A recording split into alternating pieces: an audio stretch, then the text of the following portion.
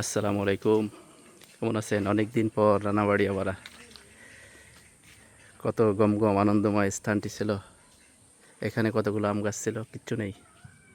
এই পুকুরে কত গোসল করেছি, কত সাঁতার কাটিছি। এখন পুকুরে পানি নীরব, নিস্তব্ধ। এখানে কতগুলো আম গাছ ছিল, এখানে একটা কাছারি ছিল, এখানে একটা কাছারি ছিল। গরমের সময় এসে বসে থাকতাম, আম খেতাম। এই পুকুরটার সাথে আমার একটা স্মৃতি আছে, খুব মারাত্মক। ছোটোবেলা যখন ছোটো খালার, মেজো খালার বড় মেয়ে পুকুরে, এই পুকুরের সাথে আমাদের স্মৃতিটা আছে। এটা হচ্ছে যে পুকুরে দাঁড়ানো অবস্থা আমার পায়ে একটা গুলি লাগছিল।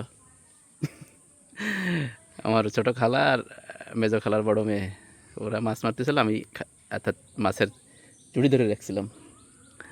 তখন আমার মেজো মামার ইয়ার গানটা নিয়ে আমার এক নানা, উনি টেস্ট করতেছিলেন। টেস্ট করতে যে গুলিটা লেগে গেছিলো আমার পায়ে ছোটোবেলা, মুরগি মারার জন্য। মুরগির গুলিটা না লেগে লাগছে আমার পায়ে। আর কি ইতিহাস, কি দৌড়াদৌড়ি! হ্যাঁ, বিরাট ইতিহাস। সেই ইতিহাস নিয়ে বলছিলাম যে ৭১-এর যুদ্ধে আমার পা শহীদ হয়েছিল। হচ্ছে এটা আমার এক নানা বাড়ি। এই বাড়িও অনেক আগে, গরমের সময় নাদের বারান্দায় বসে থাকতাম, এই কাছারিতে বসে থাকতাম। এটাই নানাদের বাড়ি, এটা হচ্ছে আমার নানার বাড়ি। ওই পোতা একটা ঘর ছিল, ওই ঘরে তখন, এই ঘরটা তখন ছিল না।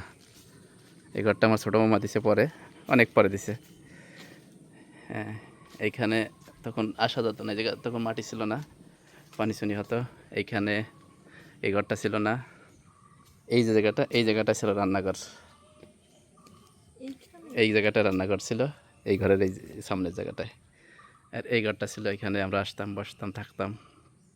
এই কোনার রুমে নানি থাকতো, মেহমান অতিথি আসলে পাশের রুমে, তারপরের রুমে থাকতো।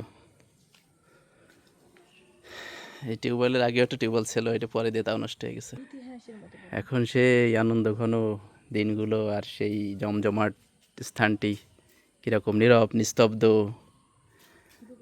একেবারে দূর, কি বলে তোমার, বাগান বাড়িয়ে গেছে, একেবারে গভীর জঙ্গলে পরিণত হয়ে গেছে। এখানে কত আম গাছ ছিল, অনেক আম হতো মামা বাড়ি, আম ছিল, কাঁঠাল গাছ ছিল।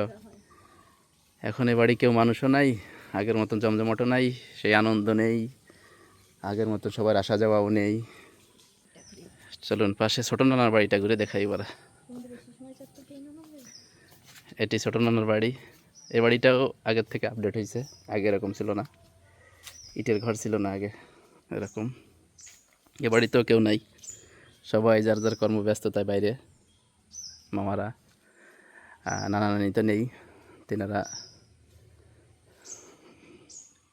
ইন্তেকাল করেছেন, আল্লাহ তেনাদের জান্নাতবাসী করুন। ওইখানে একটা ঘর ছিল, না নানা গিজায় ঘর ছিল না। এই ঘরটা ছিল কিন্তু এরকম না, কাঁচা ঘর ছিল। এই ঘরটাও কাঁচা ছিল, কাঠের ছিল, কাঠ এবং টিনের। এইখানে রান্নাঘরটা ছিল প্রায় আগের মতনই আছে, তবে একটু যারা পরিবর্তন। এইখানে বাথরুমটা ছিল না, ওই পাশে গোয়ালটা ছিল, তবে অন্যরকম ছিল। পিছনে একটা খোলা মাঠের মতো ছিল, এখন ও পাশে যাওয়া যাচ্ছে না। এই লিচু গাছ ছিল না, নতুন করে কিছু গাছ, পেয়ারা গাছে, পেয়ারা গাছে প্রচুর পেয়ারা পেকে আছে। পাখিতে খাইছে, পাখিতে খাচ্ছে, মানুষ নেই, খাবে কে?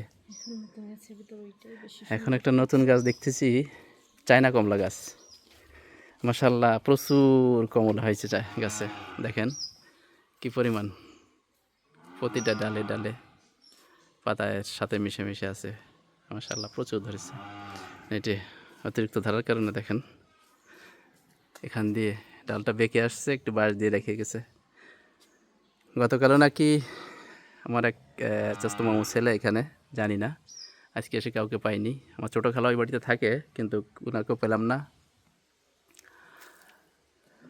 দেখেন কি সুন্দর কমলা ধরেছে, একটা কমলা ছিঁড়ে নিয়ে যাই মামা বাড়িতে।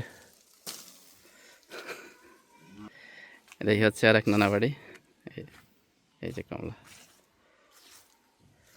এই হচ্ছে আর এক নানা বাড়ি। এখানে একটা ঘর ছিল, ওই পাশে একটা রাস্তা ছিল, এদিক দিয়ে একটা রাস্তা ছিল, আর এই পাশ দিয়ে একটা রাস্তা আসতো, এই দিক থেকে এই বাড়িতে আসতো। এই পাশে এই ঘরের সামনে এখানে একটা, হ্যাঁ এটা আছে নানার চাস্তো ভাই, আর ওটা আছে নানার দুই ভাই, ছোটো নানার। রান্নাঘরের জায়গায় আছে এনাদের, কিন্তু আগের মতো নাই। এই পাশে ওই পানির জায়গাটা ছিল মাঠ, শাহেগে মাঠ বলতো, খোলা ছিল। ওই যে আমার এক খালাতো ভাই, কিন্তু সে আমারে কইছে কাকা, কেমনটা লাগে। এখানে একটা সোনের ঘর ছিল, সোনের ঘর। এখানে একটা সেলম গাছ ছিল, প্রচুর সেলম হতো, জাম্বুরা। লেবু গাছে অনেক লেবু আছে, একটা লেবু ছিঁড়ে নিয়ে গেছি, মামা বাড়ির লেবু বলে কথা। এই পেয়ারা গাছটা ছোটো আছে, এখান থেকে পেয়ারা ছিঁড়ে নিয়ে যায়। এই জিনিসগুলো মামা বাড়ি থেকে নিয়ে গেলাম, একটা পেয়ারা, একটা লেবু, একটা কমলা। মামা বাড়ি এসে কেউ পাইনি, তবে নানার ভিটা এসেছি।